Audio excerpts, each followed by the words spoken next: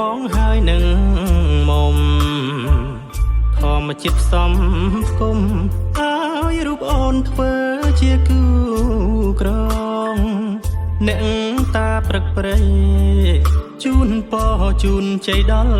យើងទឹកថ្លាសែនស្រស់បំប្រងមានមច្ឆាជាសង្ស័យអីលើសេចសងរីងស្ងួតទៅហើយធម្មជាតិទាំងឡាយមកដាច់ប្រែคลายអត់អស់រាំងស្មៃដងស្ទឹងស្រែកធ្ងោបូលហៅតែឈ្មោះចរណៃទួញយំសួររកស្រីថ្លៃថាពិសេសអូននៅទីណាអនុសាទាំងឡាយបងនៅចងចាំជានិច្ចទោះបីបងស្លាប់ក៏នៅតែចាំជីវ៉ាបេះដូងបងស្មោះមិនដែលក្បត់អូនឡើយណាសេចសងសូមអ្នកមេត្តាជួយនាំវាចាប្រាប់ដល់នាងផងខ្ញុំមាន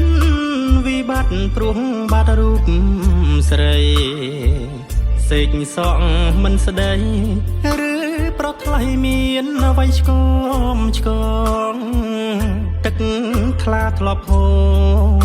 រឥឡូវប្រែជាស្ងាត់សូនពេលនេះបងរួងព្រោះអូនរងចាំស្ងួនចាំលុះមរណា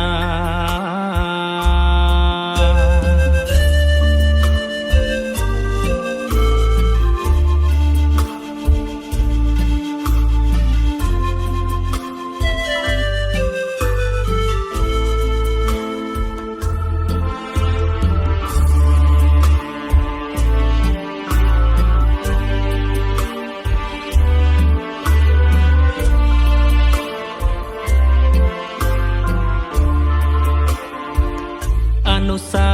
ទាំងឡាយបងនៅចងចាំជានិច្ចទោះបីបងស្លាប់